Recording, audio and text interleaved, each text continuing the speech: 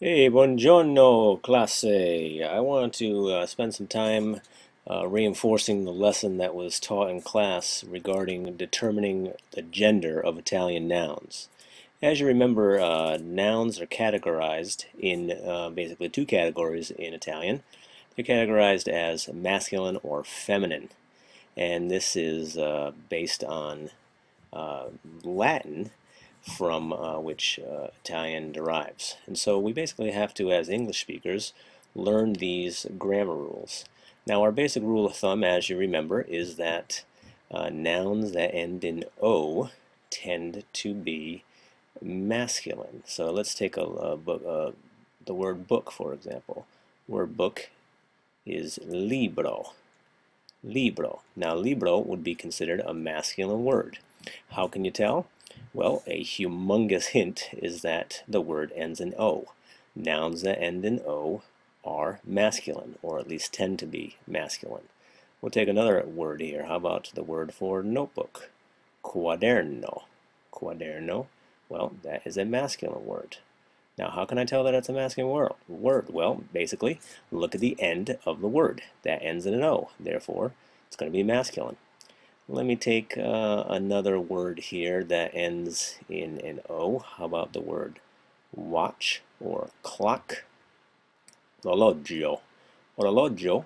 Well, how am I going to know whether that's a masculine or a feminine word? Once again, look at the ending of the word. The ending of the word is an O, therefore it is a masculine word.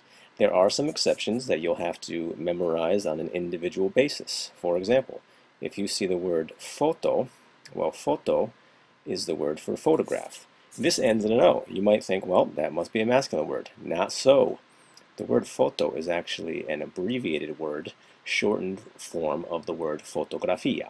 Fotografia ends in an A, so that's actually not a masculine word. So there are some exceptions that you have to be aware of. Another one, the word mano. You've heard me say before, alza la mano, raise your hand. Mano ends in an O, as you can see. That word means hand, and you might think, well, that must be a masculine word. Not so.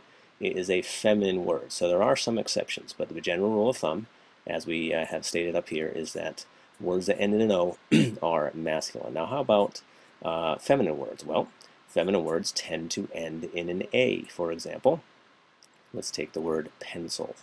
Pencil is the word matita. Matita, well, how do I know that that's a feminine word? Because it ends in an A, okay? And let's take the word chalkboard or blackboard. That word is lavagna. Lavagna, well, that ends in an A, therefore it is a feminine word, okay? We'll take one more word that ends in an A. How about studentessa? Studentessa is the word for a female student. As you can see, ends in an A, studentessa. So that would be a feminine word. Now remember, in the lesson, what I tried to emphasize is that it doesn't mean that these words are more manly or more girly. That's really not what it's all about. It's just a way of categorizing the nouns. Now sometimes, as this one, studentessa, well, that's obviously a female student. But generally speaking, it's not like a pencil is a girly thing and a notebook is a guy thing. It's just a way of categorizing words. So let's look at some exceptions here. Well, if I had the word that ended in A, like, for example, cinema or cinema, you might think, okay, that ends in an A. That must be a feminine word. Not so. This, like the word photo, is a shortened form of a fuller word, cinematographo. And so that actually would be a masculine word because the full word ends in an O. So you have to know some of these exceptions to the rules. But the general rule of thumb, as I have up here, our general rule of thumb is that words ending in an O, masculine, words ending in an A, feminine. What about a third set of words? How about words that end in an E, for example? I'll take the word giornale. Giornale is the word for a newspaper.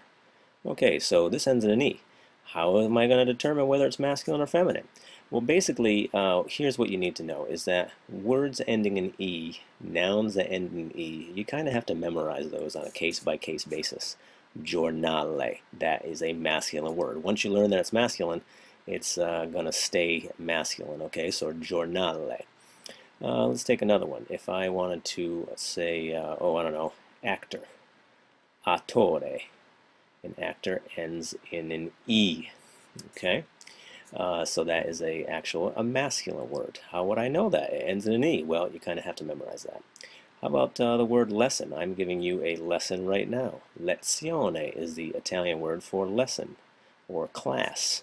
Well, this also ends in an E. Is this masculine or feminine? Well, this one's going to be feminine. Here's one little key for you.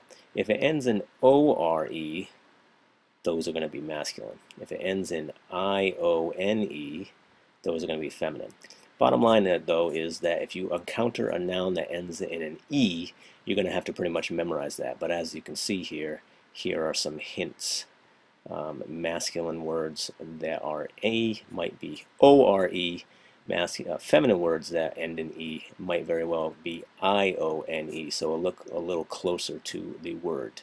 So I hope you've enjoyed this virtual lesson and that you get a little bit out of it. And this should go a long way in reinforcing what you've learned in class and helping you determine the gender of Italian nouns. Mille grazie.